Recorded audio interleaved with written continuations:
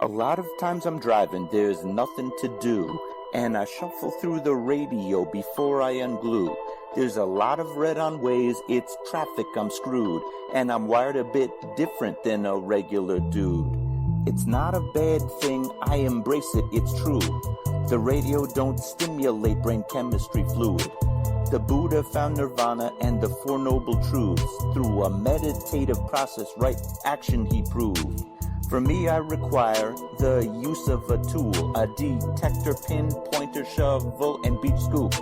I'm meant to work the dirt with my history crew, but everywhere I look, my interest taboo. Most people choose Bieber over Tippecanoe. What does a detectorist listen to when the radio is full of bad music and news? I need an alternative for me to peruse. Beyond Sight and Sound gets fantastic reviews. A metal detecting show where my thought bubble brews. Thank you, Josh Kimmel, for inviting me to a detecting dork out with guests like yours truly.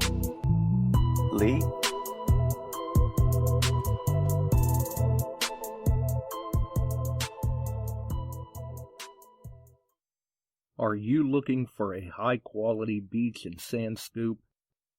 Are you trying to take your hunting to the extreme? How about an American-based company that stands behind their product and everything they sell? Then check out our friends over at XTREME Scoops. John has been making scoops for some time now and makes a quality beach and sand scoop to take your hunting to the next level. XTREME Scoops recently released their new sand shredder that works great in the water and on the beach.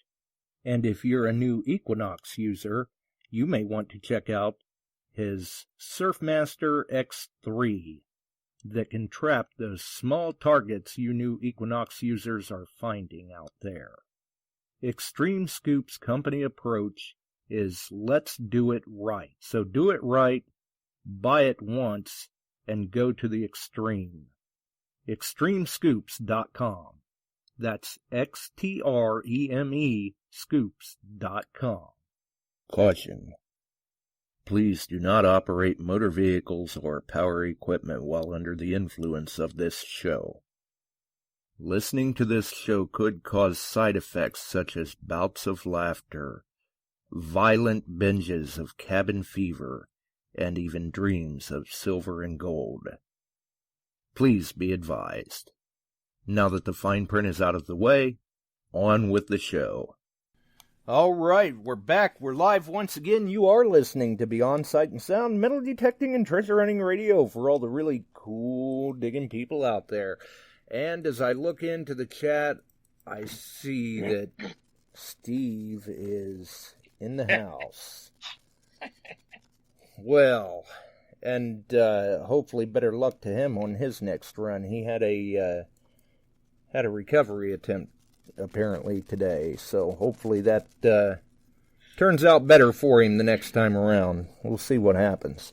But last week we got to hear a great return story, I think. Definitely. Very, very cool. That person was very happy to have his ring returned to him. And this week, I was waiting until after the first of the month, but things have changed a little bit, and I think we're able to discuss things a little more now since I don't have to make my presence known in court. And that's when I thought, hey, this is a topic that people need to know about.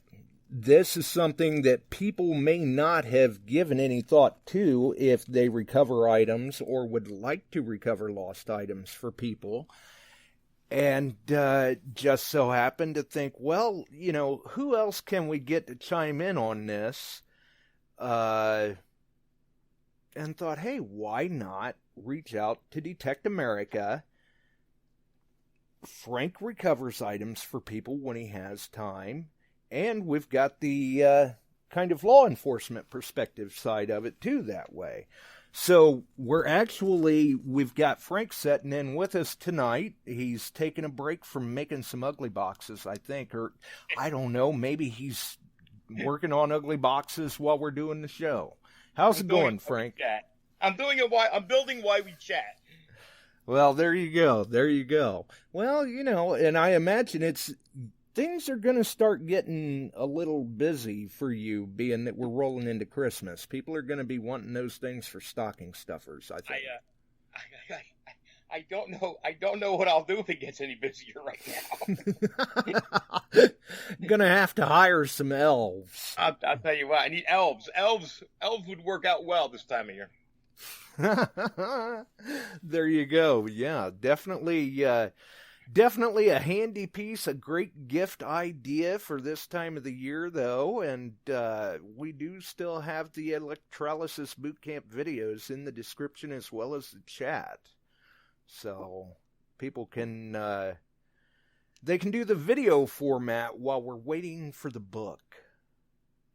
Yeah, the book's coming. The book's done. It's done. It's finished. It's off to the editor, and the word is sometime in November.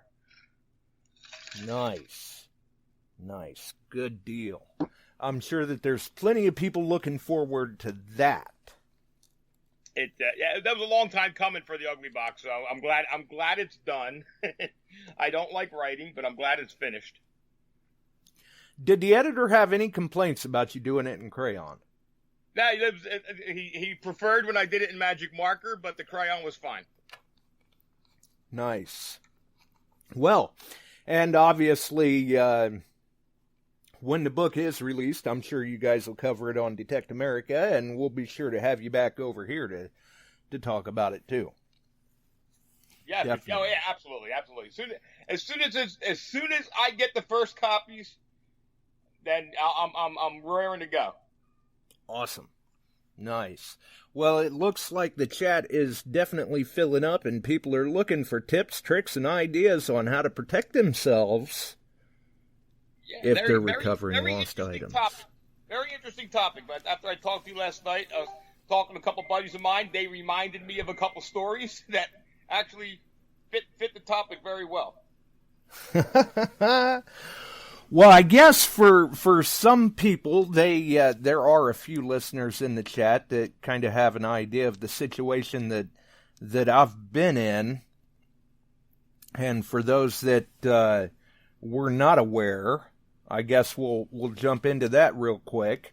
I was contacted earlier this year, probably around April, somewhere around there, for a rather pricey, valuable ring. I mean, we're talking bottom end $13,000 probably, maybe a little more. I don't know at this point if the ring ever existed. The guy said that he had two other people out there with detectors to try and find it in a 50 by 50 area before he contacted me. And when I got out there, I was absolutely amazed at the number of targets I was finding for two other detectorists being over this. And after 2.5 hours with two different machines, I finally told him, said, look, if it's here, it's not where you think it is. That's about all I can say. Maybe I can come back and make another attempt, but it's not in this area. And for a ring in that value range, it's got to have a serial numbered diamond. Is it insured? He says, no, it's not insured. I said, well, either way, you're going to want to file a loss report because your homeowner's insurance may, and I stress that, may help with a claim, but you're going to have documentation. You're going to have to file a loss report. You're going to have to contact your insurance company, yada, yada, yada. If you need a letter from me saying you contacted me, I came out, I looked, it's not in this area, I can do that for you.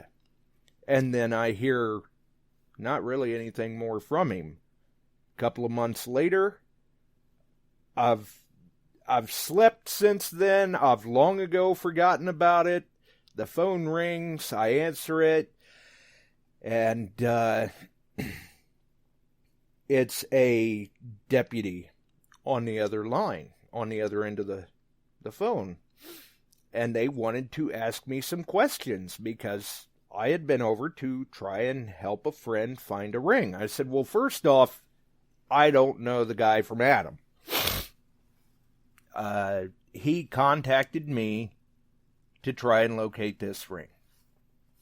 Okay, great. Can you tell me anything about this? So I go through, I give her the rundown. It was thrown. His wife must have been not very happy with him. He clearly must have been doing something he wasn't supposed to throw a ring like that. And I keep text messages, I keep call logs, I write notes. So I've got documentation, and I'm able to provide this deputy with specific dates, times, how long I was there, all of this. And she says, well, thank you. You've been very helpful. Now, automatically, I'm starting to wonder, wait a minute, am I in some sort of trouble? No, you're not in any trouble. I said, well, because we're a ring in this price range, and correct me if I'm wrong, Frank, but that's probably grand larceny. Well, it's definitely, I mean, if there was shenanigans going around the disposition of this ring, it's definitely indictable. Let's put it that way. Right. It's not going to be a good day for the guy that just sticks it in his pocket. Exactly. We can safely say that. Yeah. So I ask her, I'm like, wait a minute, am I in any trouble? Because I know jewelry. This has got to have a serial numbered diamond, and sooner or later someone's putting two and two together. I'm not going to be the guy to do that. I have too much of a reputation at stake. No, you've been you've been a huge help. I can't tell you anything at this point other than there was no lost report filed when he says there was, and I'm doing an investigation on a stolen report. Exactly. That when you told me that story last night, I was like, somebody changed their mind in the middle of their story and went from my wife threw it to, oh my God, it was stolen. Right. At which point I told the deputy, I said, well, this much I can tell you. I don't have the ring. Furthermore, I was getting a very funny vibe from this guy. Anyway, I'm backing away from this because this is starting to sound like insurance fraud. Right. If I hear that it turns up, I will let you know. But I'm ceasing communication with this individual.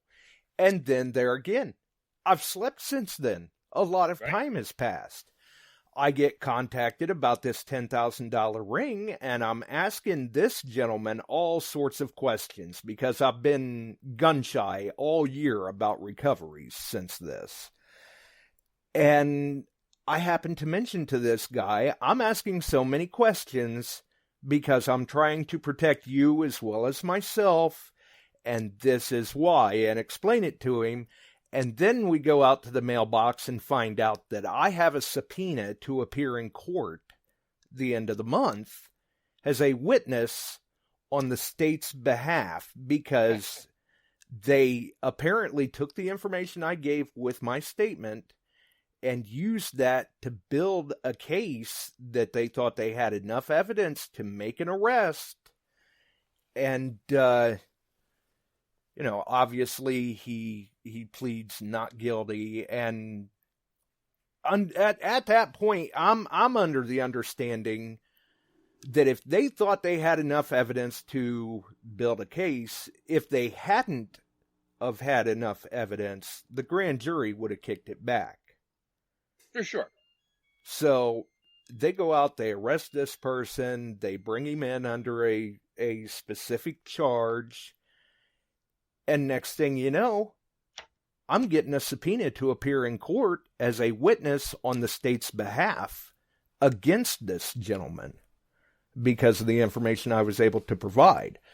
And that's why we were waiting to do the topic until sometime next month, because my court appearance was coming very near.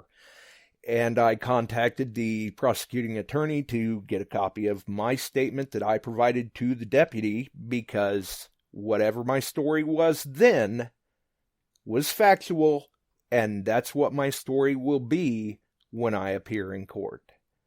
And that's when they give me the news that that morning they had come to a plea agreement, and it was pled down to something along the lines of obstruction. I'm guessing it probably dropped from a felony to a misdemeanor. And there were, fines issued and jail time and community service and who knows what else. I don't know. All I know is I'm glad I don't have to appear in court. But I guess you could say the topic behind the story and the topic of tonight's show now is how can we protect ourselves as the recoverer, the finder, when we are trying to locate lost items for people, because they contact us and they're betting on us to hopefully have that lost item returned to them. But just because they call us doesn't mean that they necessarily have our best interests in mind, because at the end of the day, realistically, they have their best interests in mind when they call us, because they're hoping that we can return that item. So, I mean, this was a close call. The thing is this, John. I mean, it worked out well for you, and thank God you took notes and you had dates and times and stuff. But it didn't. It could have very easily gone south. Very bad. Because all this guy would have had to have done when he was being questioned is say, all right, because when you're in the corner and we've got we put somebody in the room and it doesn't look good for them, then they like to start talking about stuff, and they like to start involving people that try and take some of the blame off of them. So all this guy had to do was say, yeah, well, me and this guy cooked up a scheme. We were going to split the money, and boom, there's a conspiracy charge now. And guess what? I don't have to go into a ton of detail. I don't have to find a ton of detail, because I've got you in the guy's presence. I've got you searching for a ring. You have knowledge of a ring. And so, I mean, charging you with conspiracy to commit the crime and then having the court sort it out later, yeah, you may still have gotten off. But imagine the headaches you would have had to go through. You would have now had to get a lawyer. And all this guy has to do is lie and say, yeah, we cooked it up. We were going to split the money, trying to take some of the blame off of him, and it could have hung you out to dry and caused you a whole bunch of headaches. Right. I mean, even just the subpoena was enough of a headache for me. Sure, absolutely. Makes you sit there and got to think about it, and they're not going to offer up information. They're not going to keep you informed along the way how their investigation is going to go. So you're going to be racking your head against the wall thinking, what the hell's going on the whole time? Yeah, because this hit me out of the blue. I had no heads up, no forewarning.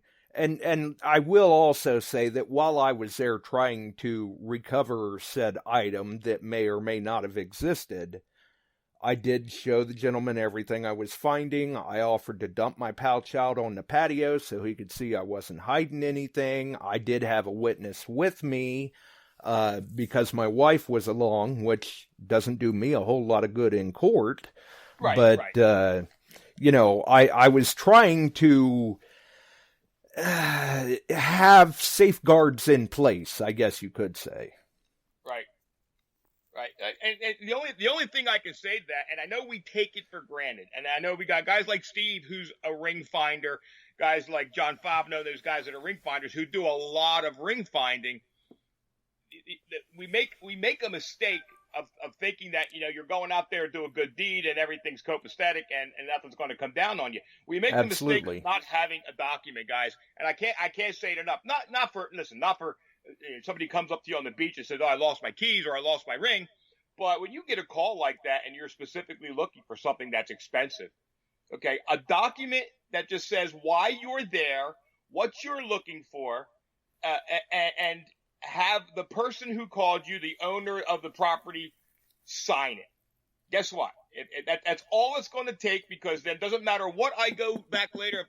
If I go back later and say, oh no, me and Josh cooked up this whole scheme, you've got now a signed document by the guy who's supposedly accusing you or trying to cause you a headache that pretty much throws his story out. And exactly. it's nothing. And I know when you go to permission, if you go to a permission on a house, these guys aren't going to want to be signing all kinds of documents. But if I'm calling you to find my $13,000 ring, I'm not going to have any problem signing a little document that says that's why you're here. I called you and you found it or you didn't find it. Exactly. And, you know, I mean, I'm all for doing a good deed and trying to help somebody out and return a lost item. And there's absolutely nothing against the people out there that do that. I'm listed on the RingFinders directory as well. And for those that are listed on RingFinders, there is a contract in the info book that you can type out on your computer or even do a Google search and find a basic contract probably that you can have that documentation at hand then where you can have them sign it. and I know guys don't like to do it. Guys, if they get the opportunity to get on a piece of property and dig, I know guys don't like to put those obstacles in the way. But just hearing that story from you about how knowing how police work works, how easily that could have turned bad for you. Just this guy in an interrogation room lying and trying to put the blame on someone else could have got you hung up and at least caused you a bunch of problems. Yeah, at the very least, next thing you know, I've got the cops knocking on my door going, we need to have some conversation with you. Exactly. You're coming downtown. They have to investigate it. So. Right. And, I mean, let's face it, like you said, sometimes you don't want to put those obstacles in the way because you're focused on the task at hand, or, hey, this is a really great property. Maybe I can get permission to hunt the rest of the property or something like that. And, sure, you may think, hey, maybe I should buy a burglar alarm for my house. And unfortunately, maybe your house gets broke into. Then you think about buying the burglar alarm again.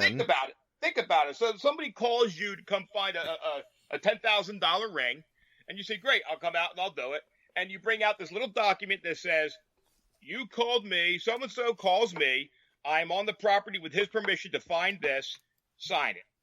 If they have a problem with a document that basic and simple, that should be a red flag. That should tell you a lot right there. Right. And that's the other thing.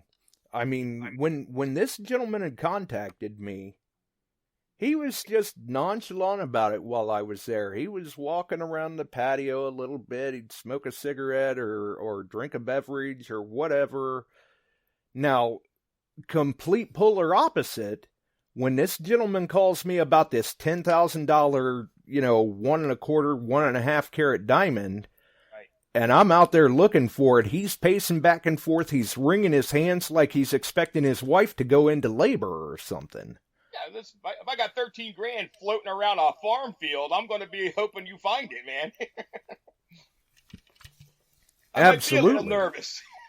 I would be just absolutely sick to my stomach. And like I said, buying the alarm system after the burglar breaks into your home, sure, that protects you from here on out, but that doesn't do any good for what just happened. You have to protect yourself on the front side. Hindsight doesn't do it. Right. Oh, absolutely. Absolutely. You can't go to them after the fact and say, here, sign this document telling everybody I'm innocent, because they're not going to do it. Yeah, I mean, especially in this case, the guy would be going, are you nuts? I'm not signing that because I'm not going down on this myself. I'm taking someone with me. Exactly.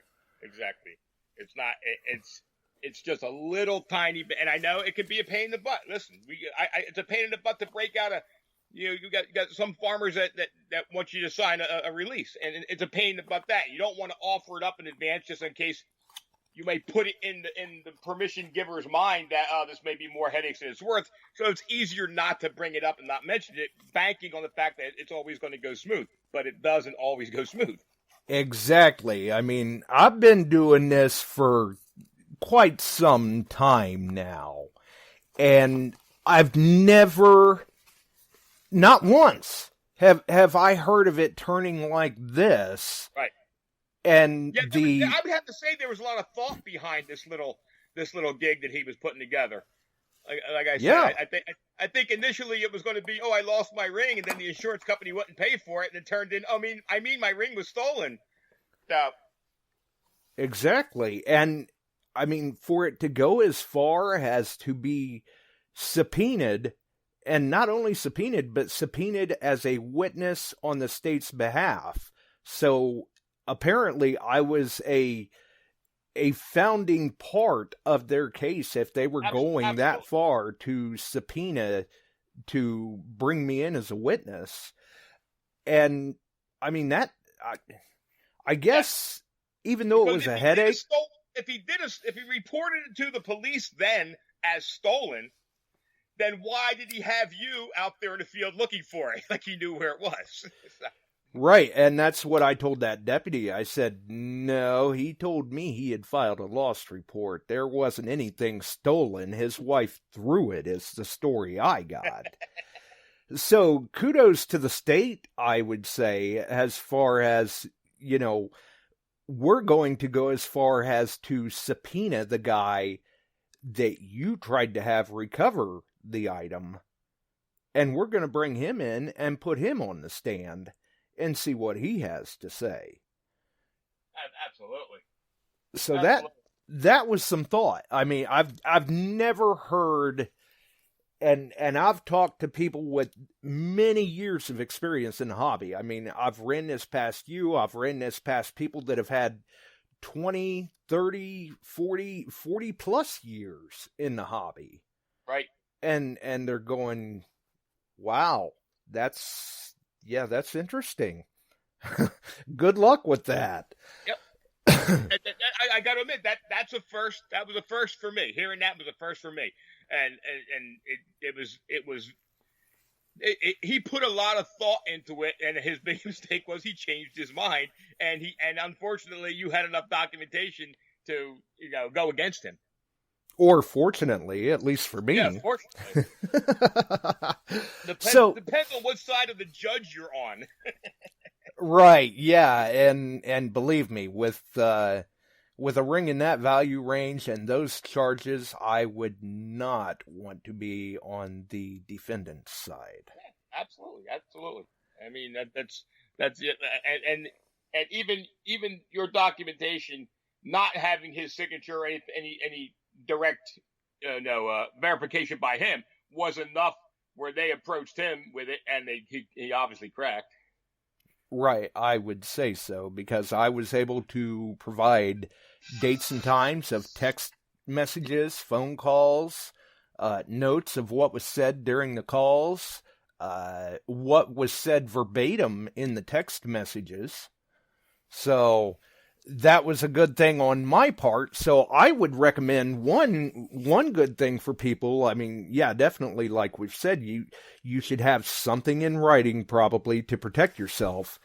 And furthermore, if you do get those text messages or phone calls, keep those call logs for at least 6 months, I would say. Because look how long this drug out before they finally got around to me. If I had deleted those, I would have nothing to stand on when the deputy was questioning me. It would have just been your word against his. Right. And at that point, let's face it, you know how that all works. This guy's already spinning the story first. So why are they going to believe what I've got to say when they've already got the first story? Now they have to investigate. And we've got Chuck on with us, too. How's it going, Chuck? Pretty good, Josh. Hi, Frank. How's it going, Hey, buddy? Chuck, how are you, buddy? Oh, not too bad. You and Steve keep us laughing when I get a chance to watch you. Don't get much of a chance. They kept me busy. It's that other job, I'm up and gone. But anyway, that's the first time I've heard, Josh called me, how long ago? Over a week, wasn't it, Josh? And, about this. And I had never ran into this situation personally. I did have a guy that told me he was beach hunting. He was out in the water and found a ring, had it up, and somebody started screaming, "That's my ring," at him. And it couldn't have been. But what do you do in that case when somebody's claiming you just found something they owned? Right. Yeah, absolutely. We've actually had that. We actually had that. Me and Steve had that this summer on the beach where I pulled the ring and a gentleman and his wife were watching us and sent their kid over to us and said, "Oh, my dad says he thinks you just found our ring." I said, "Oh, good." I said, "Is it gold?" "Yes." I said, "Well, tell him it's not his because this one is silver." They will absolutely trust well, that's a good comeback. That's a real good comeback. And people are watching us all the time. Absolutely. And I've got a couple other friends. They keep the junk right handy, if you know what I mean. They say, "This is what I'm finding. If you want it, you got it."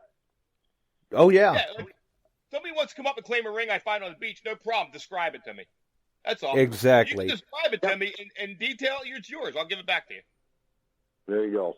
There you go. But this is getting dicier all the time with this stuff. And like Josh and I were talking, if it had been a laser inscribed serial number on there and they track it back and he recovered it or whatever, I mean, it's a CYA. We have to track everything we do. I was watching some of the posts, people saying, "Well, I always do a video." I do a video too. I recovered one this spring for a gal. I had her on video, gave it back to her.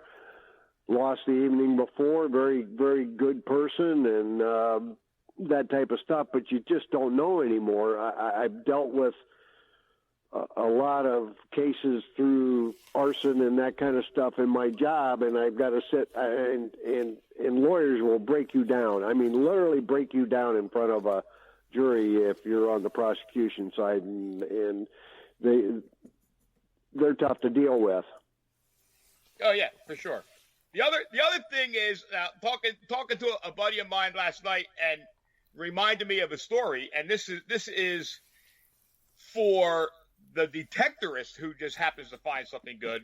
There was a case down here a couple years back that there was a gentleman had found a gun in a local swimming hole, and and we all know. Listen, guns are cool finds. I get it.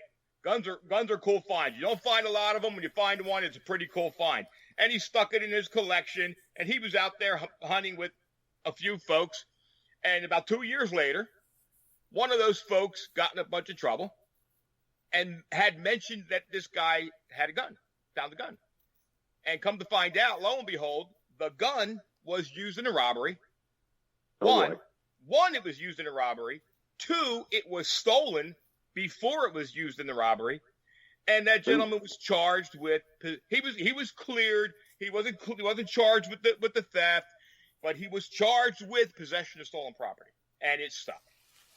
So that's just not just guns, guys. You listen. You find a $10,000-$20,000 ring, and you don't make some kind of effort if it's at all identifiable, and you don't make some kind of concerted effort to return it.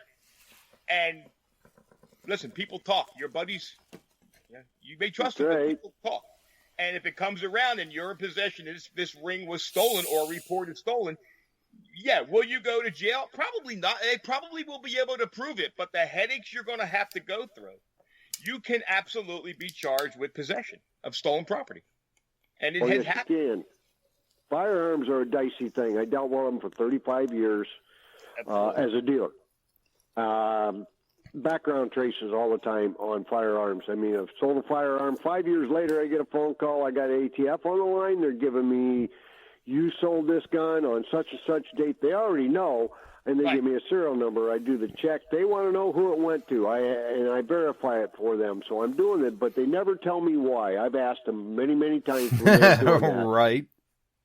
Why am I doing this one? Well, all we know, law enforcement has it in their hands.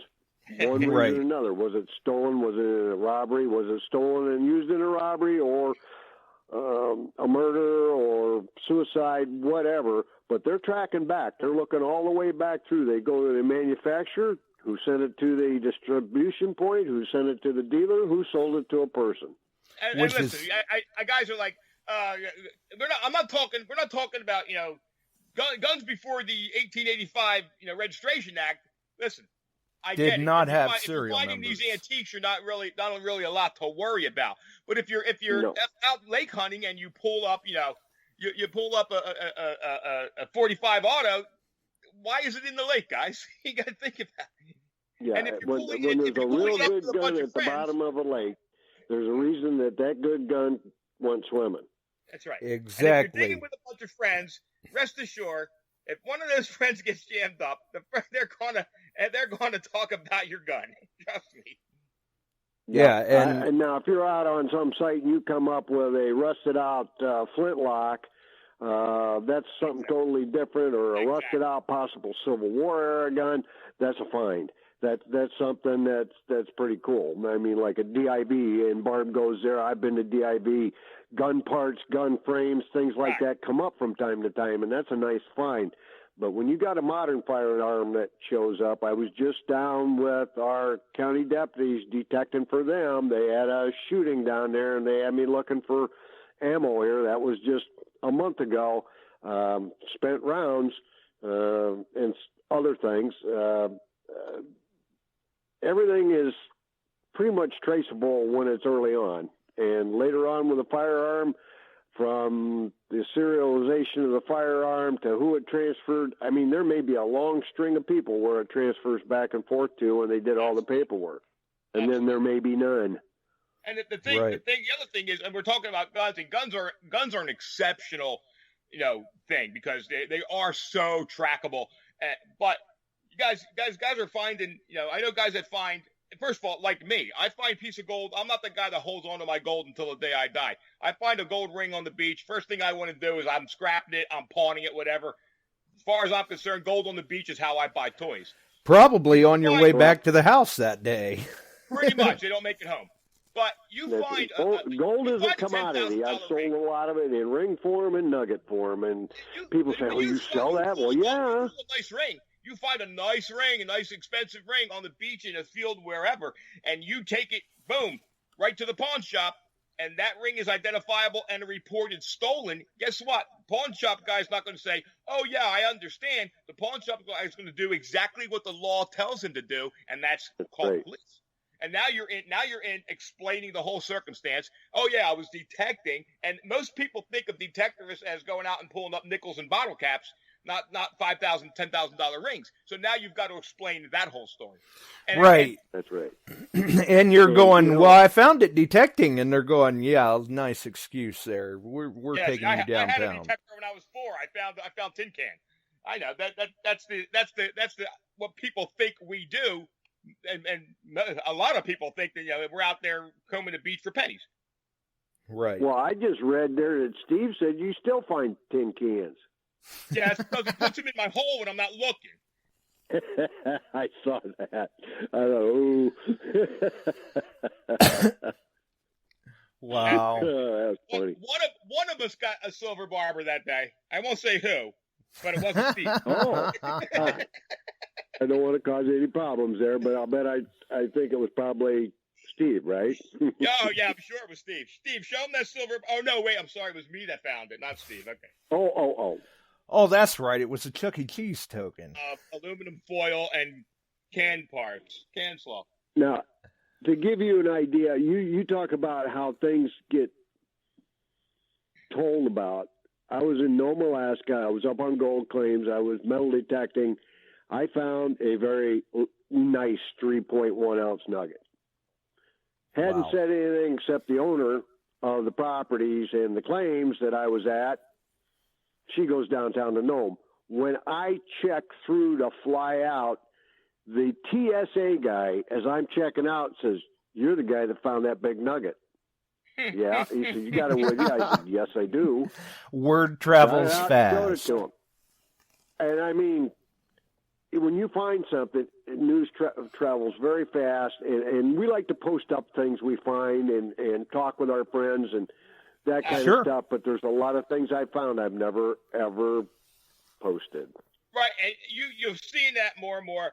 But that's the thing, guys that go out and they do this innocently, without any ulterior motives, and they pull that big ring. Listen, first thing they do is post it up, and I especially if it's an expensive ring, I'll post it up because if I can return it, not because I'm a Boy Scout, guys, but if I can return a $5,000-$10,000 ring, better I return it than somebody spots a ring and says he's got that ring. I was stolen from my house. So, Right. and listen, you know damn well that the vast majority of the gold and platinum and stuff that we pull off the beach or off these fields, the overwhelming majority is not identifiable. So the odds are you're going to get to keep it. But on that one chance that somebody spots a ring that they used to have that they reported stolen, you could be up Schitt's Creek. Yeah. At least That's for a little right. while, anyway. That's right. And Steve, you're right. Nome is a small town except during the summer months, which is narrow, 3 to 4 months. It grows with miners and a lot of touristy type stuff and that kind of stuff, from about 1,500 permanent residents to over 5,000 there. I mean, they got homes and stuff in there, 4,500. They got gold claims that are going out there. But it's just funny that a man that I had no idea, I didn't even know, at an airport that worked as a TSA agent, said, "You're the guy that found that big nugget." Well, you're They talking knew about you. people talking about people talking. When we went down to Florida, people came right up to Steve and said, "I know you. You're the guy that doesn't find anything." Yeah. I said, "Yeah, you are famous, Steve." Right. See, you're well known.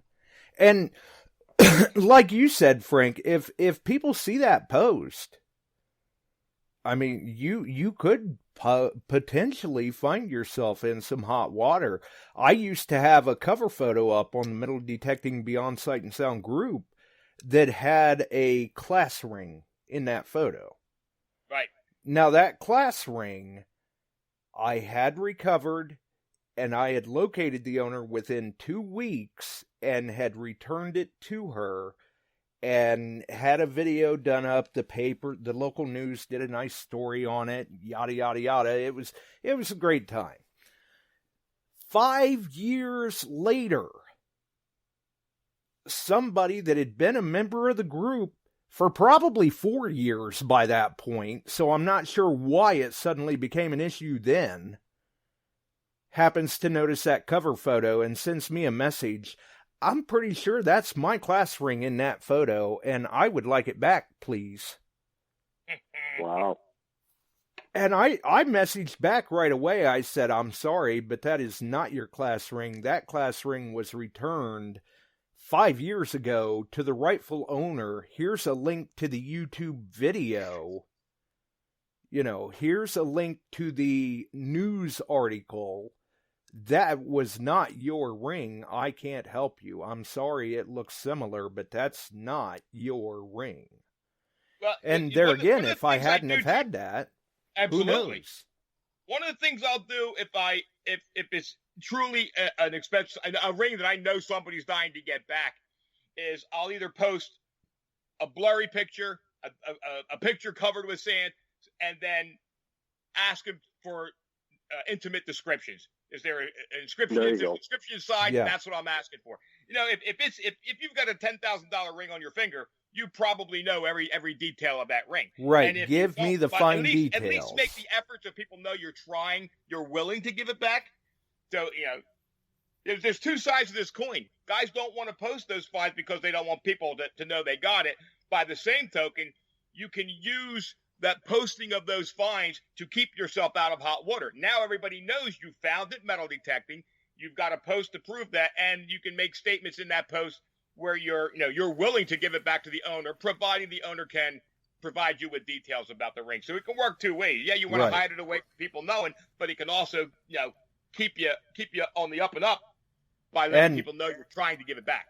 And let's face it, like you said, if it's a $10,000 ring, chances are good you know all the details of it.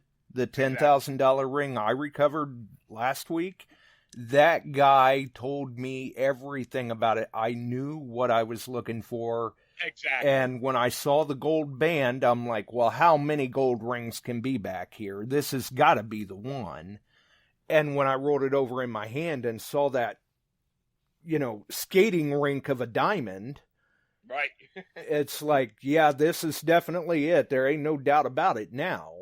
And it's like the one I found last fall. You heard the story on that, Josh. Right. I posted that up. All you see is the gentleman's hand holding the ring, and we returned it. But the extenuating circumstances of that whole story are unknown.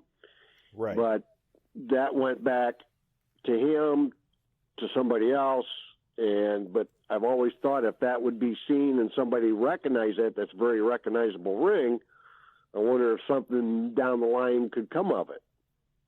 Mm-hmm. Exactly. You know what I'm saying? You remember that story, Josh?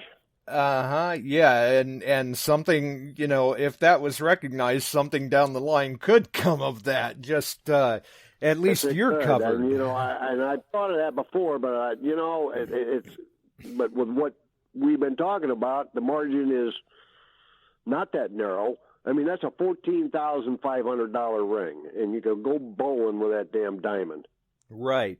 And let's face it, I mean, for people that lose these pricier items that they would like us to recover for them, usually, more often than not, if I ask them to provide me a picture along with the description of the item that I'm looking for, they're like, oh yeah, I got a picture. Let me look around, but I can get a picture for you.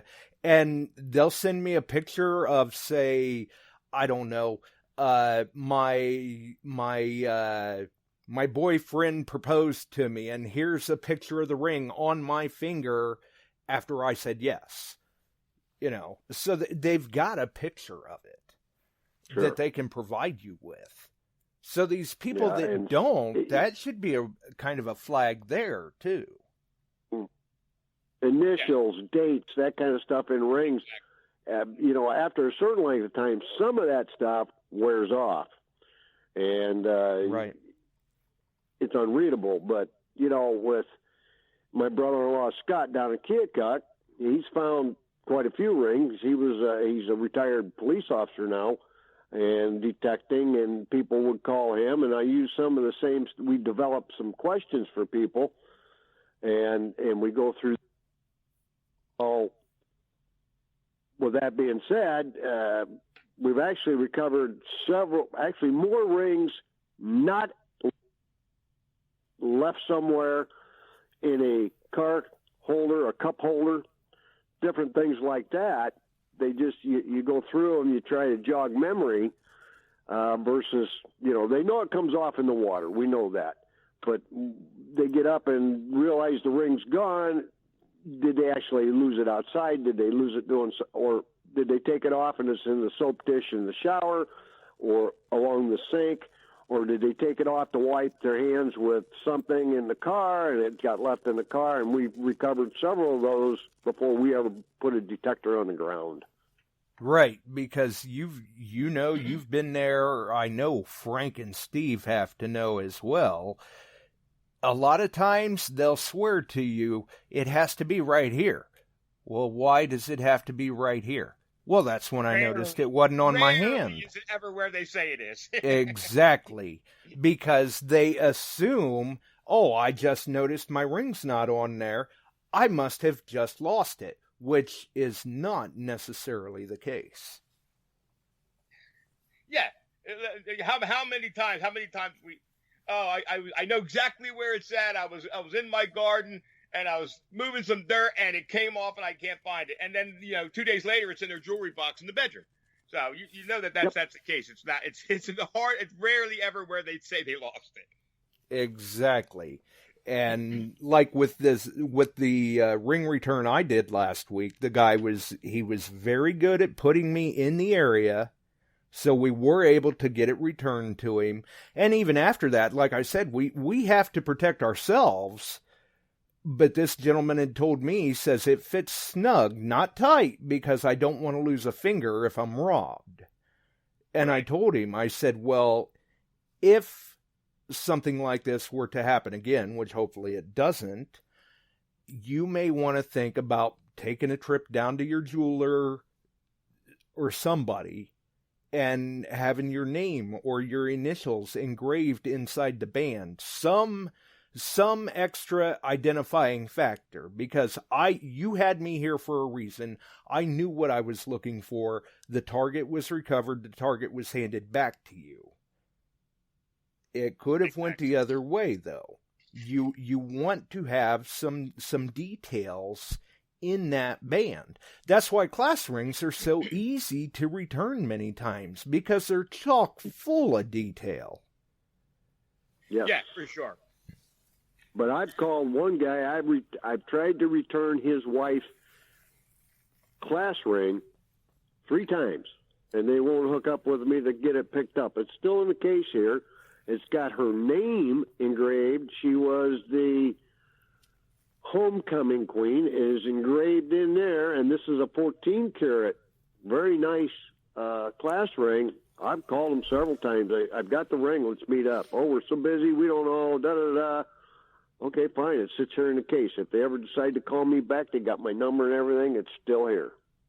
Wow. We had a guy that digs with us, Tony, that found a gold high school ring. Had tons of information in it. He located the owner, started to contact them through Facebook, and it got to the point where the father of this young girl said, "You call her again, I'm going to file a complaint against you." He did everything he could do to give this ring back, and so you just don't know, but at least he tried to give it back. He did everything he could, and the father's like, "Yeah, I'll go. Next time you call my daughter, I'm going to file a complaint against you." Right. Yeah. Wow. And I mean, I certainly don't want to discourage people from trying to return a lost item, but I had even seen where somebody had posted that they used to try and recover items 40 years ago, until one day a buddy of theirs, just out detecting, randomly finds a class ring and tried to return it to the people, did the research, tracked them down, tried to return it, and the gentleman apparently had asked, "Hey, would you mind maybe giving me a little something for my gas and time, since I am trying to return your ring?" They took him to court, and the state made him hand it over. Sure. Now, I don't know what state that was in, but things could go that way too. It's a tricky road. Let's put it this way, Josh. Let's put it this way. I don't really care what state you're in, because here in New Jersey, if you find a ring and you make a positive ID on the owner and they don't want to give you a dime for it and want the ring back, you are obligated, because now it is still, in fact, their item. Their property, exactly. Okay, state of Illinois, 10% law. In other words, let's say I find a $10,000 ring. Right. I contact these people and tell them, and the next question, have you turned this in on insurance? And if they say yes, I have no obligation to give it back at that point. They have to pay a minimum of 10% either way of the value of the ring when I return it. It will be returned, but they have to pay for it. And I'm glad you brought that up, Chuck, because that is another thing that I normally ask people when they contact me is this an insured item? And if they say yes, the next question out of my mouth is, has the insurance company issued a payout? Because if they have, technically that is now the property of the insurance company. Right. Now, if that person, because many times they don't necessarily care about the check, they want the ring. So if that person hasn't cashed the check, you can always tell them, well, I can come and try to recover it for you, but you have to return that check to the insurance company because that ring is, in fact, theirs, not yours. They have issued a payout. And many times, if these people are willing to do that, the insurance company, a lot of times, will ask them, well, what do you mean you're giving the check back? And they say, well, I've got my ring. I found somebody that could find it for me. Oh, you did? Well, how much did that cost you? And many times the insurance company is more than happy to, issue a disbursement for whatever that cost that person, because the insurance company is more than happy to pay, a couple $100 as opposed to issuing a replacement value of a few thousand. Right. And I have never went to anybody and said, I want, we had it valued, you've got to pay me 10%.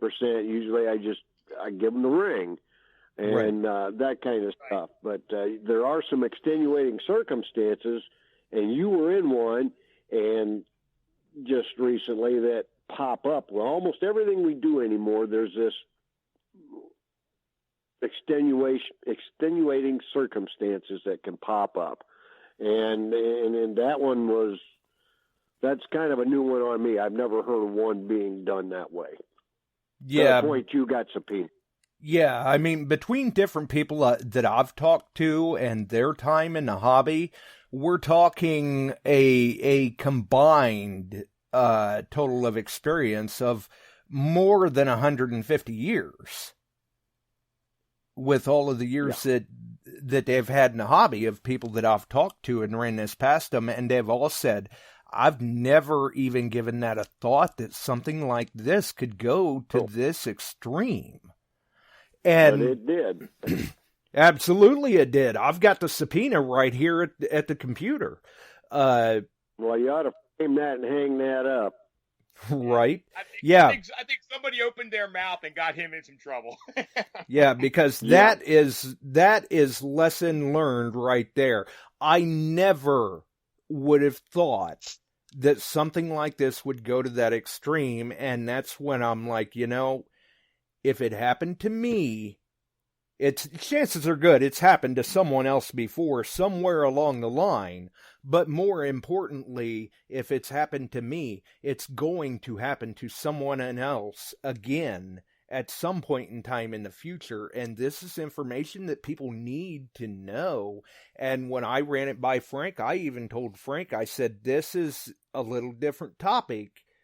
And I don't believe any of the shows have done anything along this line. And you guys, and I even told Frank, I said, you and Steve and Ronnie, you may even want to hit it on Detect America too, because this could open up other avenues where after the show, Frank's thinking, hey, this could have happened. This could be a good idea. Or Steve or Ronnie. I mean, they've all got a ton of years of experience too. But now you're talking about Steve having a good idea. So, now you're just getting silly. Steve makes a good point. Insurance companies rarely investigate. They'll just pay it out. Yes, that is the standard norm that you see from them. But occasionally, if it's a big number, then things are looked into pretty hard. Yeah, and the fact that this guy changed, the fact that he changed from my wife threw it into a field to it's stolen, now you're bringing in the police, and that can never be good. No, not at all, because they are going to look things over with a fine-tooth comb. Yeah, I mean, you're the police with a $13,000 ring. All of a sudden, it's a stolen car. You're talking about, money determines whether you go to jail or not. A $13,000 ring is a big crime. Yeah, at the very least, grand theft. Yeah. Oh, yeah. It's definitely an indictable offense. Theft here starts at $5,000 and up. So, yeah. Indictable theft here starts at $299. Yeah. See. Well, there's But like they said, there's different levels. Just like you said, $300 and up gets you all kinds of different grades of felony up to a grand theft, and now we're really talking money. Absolutely. Yeah. The higher that price tag goes, the more crap you could be in. Right. The worse the fine, the longer the jail sentence or prison time. Yeah. Either way, it's not good. And fact of the matter is, like I said, you can't look back and go, oh, well, I should have done this, because then it may be too late. So we have to get these ideas around and have them in place on the front side.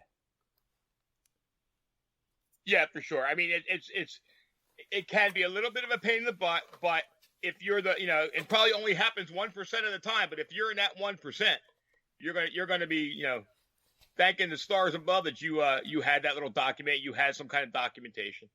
Yeah, I mean, I ran that scenario past someone else, and the first thing out of their mouth is, well, one thing's for sure, that ought to be interesting to be in court, and it'll make a great show topic. And I'm going, says you? I just wish... okay, yeah, I agree. It is a great show topic, because this is something that a lot of people haven't thought of before, probably, and should be discussed. I just wish it was someone else with the story and someone else as the guest, because I'm not the guy that wants to be in those shoes to experience this again.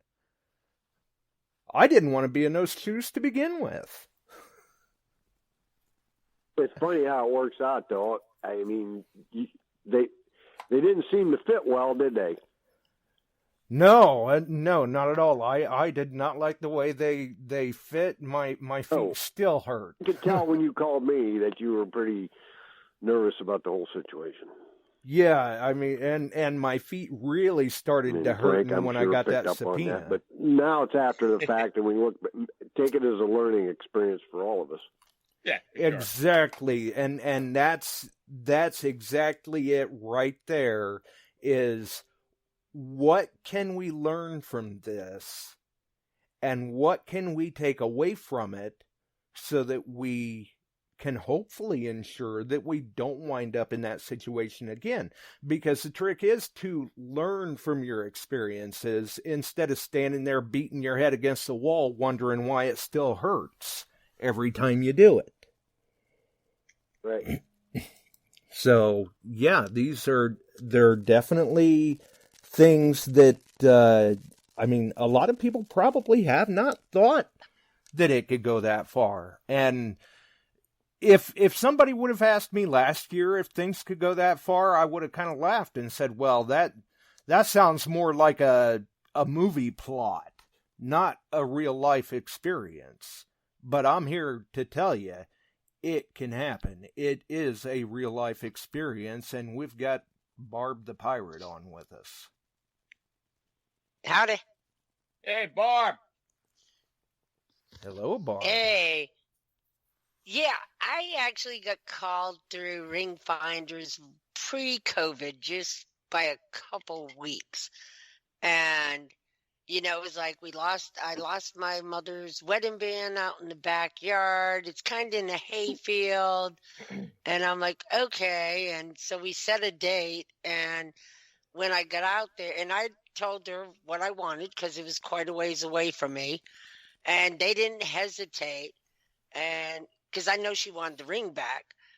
And then I talked to her more there, and it was like, well, it was in my jewelry box out in like a little she shed, which is real close to the house, and her husband and her got into a fight. Well, she didn't say husband, so I don't know if it was her sugar daddy or who. He showed up at some point and didn't say anything. But he brought her jewelry box out and threw it across the backyard. Ouch. Yeah. And so I'm like, okay. And I'm like, well, did you find any of the contents? Well, yeah, we found some. Well, I'm detecting, and I'm just like trying to grid. And I get a signal and I look down and this stuff is on top of the ground. And yes, it wasn't a pattern and I just followed it and picked up tons of stuff, but I had a really bad feeling. And so I went and opened my fine case close to where she could see it from her kitchen window. And every time I picked something up, I walked over and put it in that case and went back. And never put my hands in my pockets because I'm like, something is fishy here. Either they're going for an insurance fraud, he's pawned it. And I mean, I was there for like 4 hours and found probably 50 pieces of jewelry, but not that gold diamond ring. Wow. Yeah, Well, we have to be careful. Yes, we do. About 4 years ago, I got a phone call from a fellow detectorist that's in our I&I club, Darwin, and he said that they had a lady that's looking for her husband's wedding band. It's been lost a couple of years. She heard about the club, so on and so forth, so a couple of them went over there one day, and they looked, and he said she may call you because you do find a few rings, but here's the skinny. This woman stands out there. Anytime we dig anything, whether it's an older coin, whatever, she wants it all. So I said, how many have you been there? There's been 4 of us go over there. And she did call me, and I just respectfully declined coming over because I figured she just wanted to see what was in the yard. And Sounds like she didn't make a big deal about the wedding band. She was just taking everything from everybody's hands that had come out of the ground. Yeah, it sounds like it. So Definitely. I just declined. I told her I didn't have time to come down to Rock Island. I just got this weird feeling like there was more to it. And he showed up. He was a lot older. And he had like a 16-year-old kid with him, which I'm assuming was his. And she's got a 2-year-old toddler, so that's why she wasn't outside with me.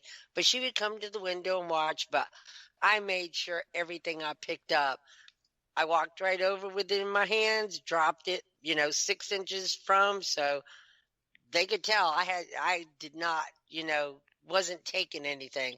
But I found earrings and necklaces and all kinds of rings. And I even brought in the search thinking, well, if it's heavier, it may go further, than some of the light stuff.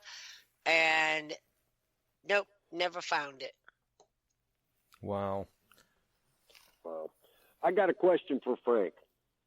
Okay. All right, buddy. Your book. Let's talk about your book briefly. Now you are giving every known tip that you've got on how to use your equipment, right, in this book?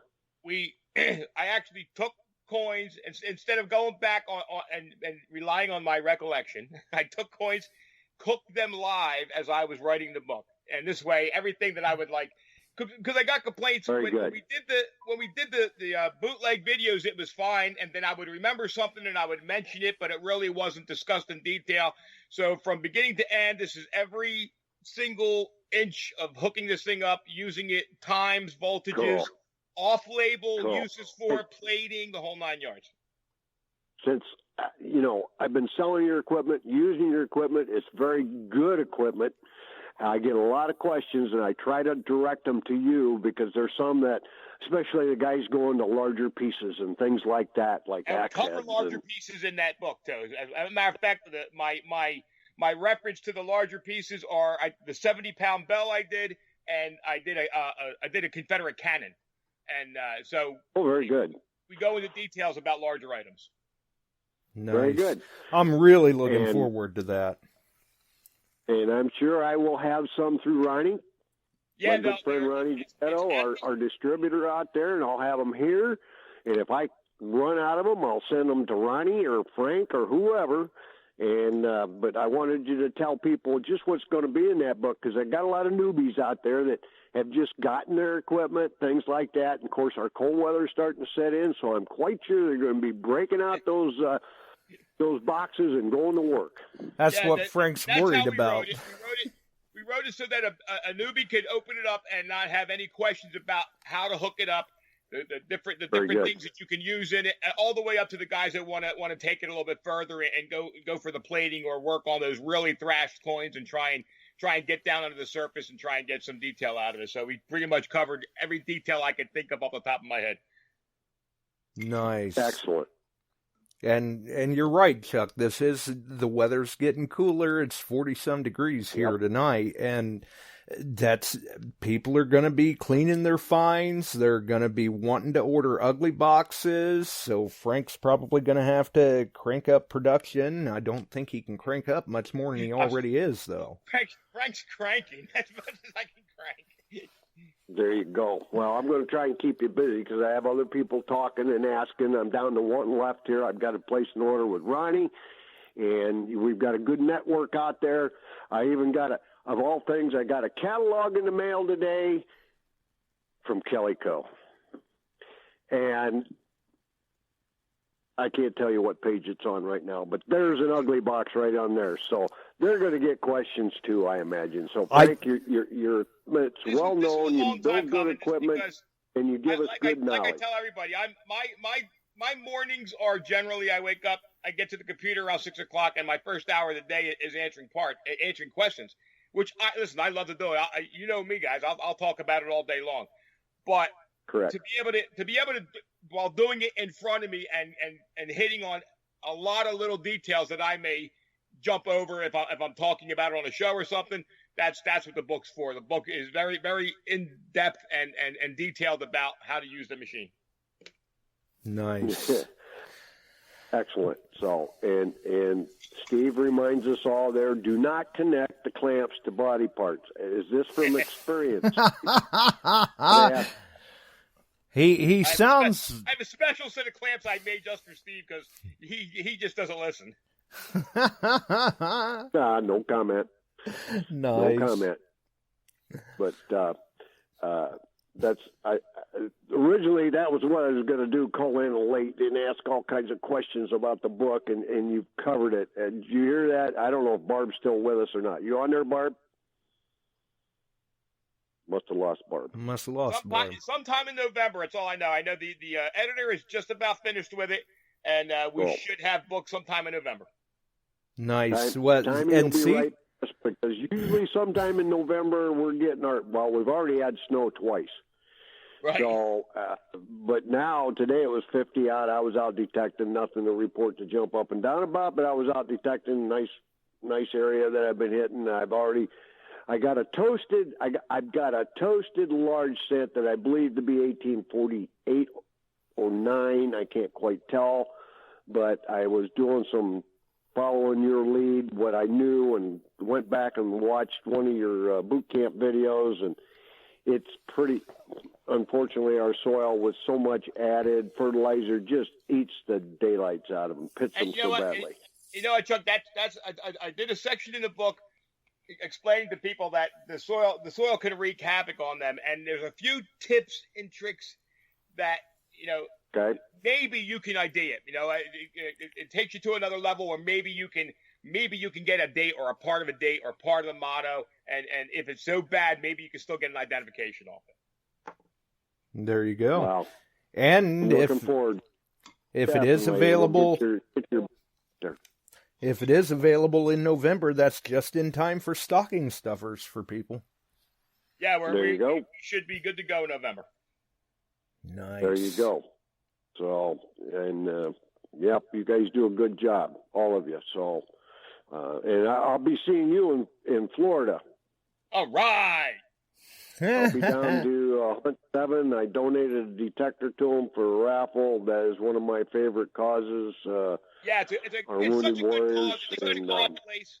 They do such good work down there. The guys are great, and we're looking forward. We have a ball down there. I can't wait to get back down there. Right. Yep. Steve, take a look about the center part of the book, buddy. Center part of the book. I saw the ugly box there with Detecting Adventures printed below it. So, and the ugly box was also featured in Serious Detecting's email today too. Yes. So Yes. Frank's So getting they're out around. there, He's folks. staying busy. I told Yes, you, we shipped an ugly box to Saipan, Philippines. I know, that's cool. just crazy. I mean, them things literally are all over the world now at this point, basically. Yeah, we shipped to a couple countries, and then before Ronnie, when we started doing the newest version, there's a couple of the old styles have been shipped out to Australia. We've sent them to a few countries now, and now they're just like, now I live in the shop. I can't keep up. I'm trying to build as fast as I can. Right. Yep. It's definitely Steve, keeping you busy. It comes from Detecting Adventures, is what it says on the ad. I spotted that in there. I was leafing through there. You know, it's the first time I've seen a Calico catalog in, God, I can't tell you how many years. They quit putting catalogs out, and actually I got 2 of them in the mail today, and they've got some pretty good coverage on a lot of equipment. That little hookah setup, that little dive hookah setup has my. I've seen ground penetrating radar units now. They're expanding their catalog. Nice. They carry J.W. Fisher. I carry J.W. Fisher also, and I've actually sold several up and down the river here for barge companies to use for recovering things. So that kind of stuff. I don't sell a lot of them, but I sell enough to stay on their list. Nice. Good job. Yep. So, and they got a lot of little history facts about metal detectors, and the first one was invented and who it was used on. They want you to guess who the president was that was used on, trying to find a bullet, and that kind of stuff. So, yeah, they got a catalog out. If you didn't get one in the mail, then you're not on their mail list. I'm not too heartbroken. I know who to call when I need to order equipment. Exactly. There you go. I think Exactly. Yeah, my brother Ronnie, he's got some neat stuff too, and Frank and Steve's the big cheerleader for him, and Steve, I think you do better as a blonde. Anyway, and the captain's hat on Ronnie was perfect.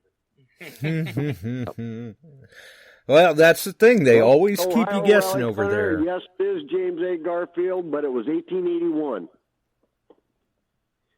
Yep. And they hadn't. I tell everybody that Ronnie's so old, he sold those guys that detector to find that bullet.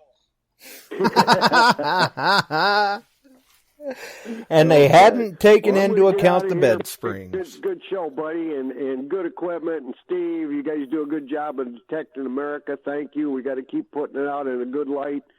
And Barb, the Christmas giveaways, and that's all coming up. And we inundated her with some packages and stuff this past week. We got you plenty of detectors out there for the kiddos, and I'll get to see Steve and Frank along with Ronnie down in Florida at Hunt 7. Hopefully all that goes off and they don't shut the whole United States down. Yeah, coming up through the election. So, and you guys have a great night. And we are waiting on word back from Barb on when we're doing the Christmas promo show and when we're doing the Field Safety and Medical Awareness show. And next Wednesday, we're doing another sort of Christmas show and discussing another Christmas giveaway, only this one is not necessarily just for kids. So Ed Olson can enter this one. Lucky Lou? Is that Lucky Lou? Yeah. Yeah, I talked to Lucky Lou. I'm sending him some stuff. I got to get it in the mail here. So nice. Yep, we got one for everybody there through Lucky Lou. Yep, and I think he's going to talk with DA, isn't he, Frank? I think he reached out to Steve. So I just found out about it tonight. So yeah, he's definitely going to be reaching out to us, and we're gonna have him on. Cool. There you go. And I got a kick. He was live tonight, and he was showing everybody. He had to post a picture of a favorite find. No comment, no nothing other than your favorite find, and then he assign a number to you and all that. I went ahead and entered it. I don't do that very often, but Lucky Lou being such a Hey, why character not? that he It's is in Christmas. Extreme on the Sight and Sound show here. I know Josh has had him on a couple times, and I get a kick out of his accent. Yeah, we'll have him on Wednesday, actually, next Wednesday. And Cool. I've already told Lou he needs to change the cover photo of that group because he's always in the light fight at Christmas. He's putting up 25,000 lights this year. He needs to change that cover photo to his house all lit up. Maybe we can get an aerial view from the space station. There you go. New lights on Earth. All righty. Well, good night, all. Have a great day tomorrow. Be safe out there, and we'll talk with you again. Thanks, Josh. Chuck, Thank see you. Thanks, Frank. And who knows, maybe we'll do something a little something here for Christmas too on the show. I don't know. We'll have to see what happens. But I got to get Barb. Barb's got to reach back. Barb, you got to get back in touch with me too because I got something else coming. I need to know what kind of timeline I have to get it to you. There you go. Yeah, got to get on her about it. Tell her to reach out and get a hold of you. That way you can get that stuff arranged. Absolutely. And I'm sure you guys are probably going to be having some sort of fun around that time of the year over on Detect America. Yeah, we're putting together a few Christmas gifts, and we'll be having a few fun Christmas shows, and we're going to send some stuff out we sent some stuff out to Barb already, and I promised her something else, and I just want to. Okay, she sent me the date. I just want to make sure I get it to her before the deadline. There you go. Nice. See, this is interactive radio here. I mean, we're getting things done. Absolutely.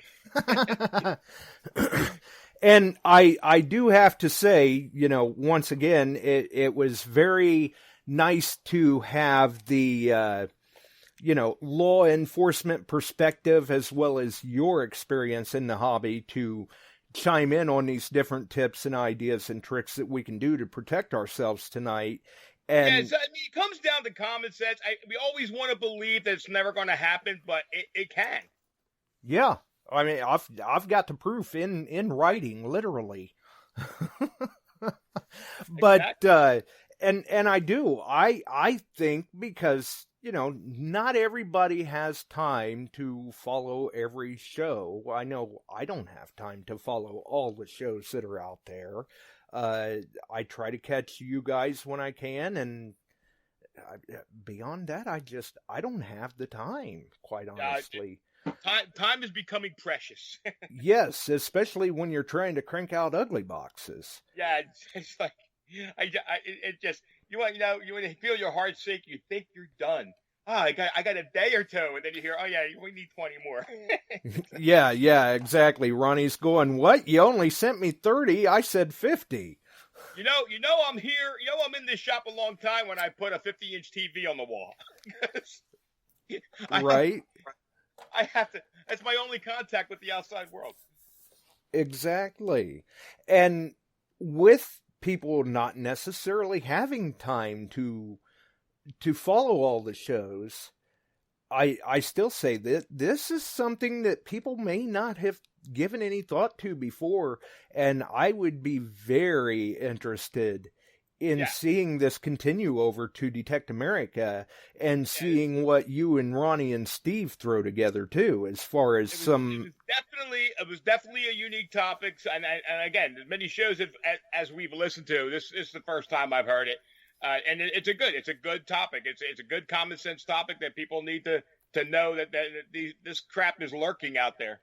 Yeah, and to be aware of, and I mean, for the experience that I've got and that you've got and the people that I've ran it by, and to hear everybody say, well, I've never heard of that happening, chances are good there are going to be people tuning in to Detect America that they have never heard of that happening either. Sure. And absolutely. Now you guys have just informed, well, not only informed, but helped a number of people to protect themselves so that they're not in this situation. Exactly. Because you know what? The people that it's going to jump up and bite are the guys who are out there innocently doing a good deed, and you should know about it, and it doesn't take a lot to protect yourself from it. Exactly. And like you said, it's when we're doing this, we're out there with the best of intentions. We're not thinking it's going to come back to bite us. We're just doing a good deed for people, trying to do good things and keep the hobby in a good light. Yep, absolutely. And sometimes it, unfortunately, as we've found out tonight, it can pendulum the other direction, and that is not a fun thing. Absolutely. So I will definitely be interested in seeing what you and Ronnie and Steve can come up with on it too, and who knows, maybe even what is being said in the chat during that particular episode that maybe we haven't covered here and you guys haven't thought about over there at that point. It's a good combined effort, Josh. I think so too, and definitely nice to have you along for it. We have kept you tied up though for a while. Hopefully you've gotten some ugly boxes taken care of. But... I'm used to it. I never leave this shop anyway. You call me anytime. This is where I'll be. Right? I can certainly understand and relate with that. Sometimes it's just there's no rest for the wicked. Nah, listen, gotta do what we gotta do. I'm glad people are enjoying it. I'm glad we're getting a good response to it, and we're gonna keep building. I'm working on the second site light. I'm desperately trying to get the parts I need. And I was going to ask about that. Yeah, now we know it's done. The one LED that I need for this thing is very, very specific, and it is being used today. It happens to fall in the range of a germ killer, so that makes it kind of difficult to get right now. Right, but that could also help promote sales, maybe, because you can say, look, you can kill the germs, too. Yeah, well, there was about 7 months ago, they would have cost me about $10 for 20, and now they cost me about $1,000 for 20. Yeah, I definitely can relate with that. We've seen that in a number of different aspects of the market, you could say, where the prices really ran up on things. It's ridiculous what some people are charging for some of this stuff anymore. Yeah, so, we're substituting, we're trying different things, and I hopefully will have a test unit out to a few people in the next week or so and see how that works. Try and make do with what equipment that we have until I can get the exact component I need. Sounds good. Sounds very good. Well, what do you say we go ahead and let everybody get on out of here? And, absolutely, buddy. Hopefully, best of luck to Steve with his shoulder recovery, and best of luck to you with your knees, and we'll get on out of here. So if you all enjoyed the topic, enjoyed the show, make sure and follow Detect America. Maybe they will be doing a follow-up on it. We'll see what happens. And you can find us everywhere out there. I mean, we're just Google it. We're all over the place. I don't know what else to say. Have a wonderful evening, folks. We're out of here. Take it easy.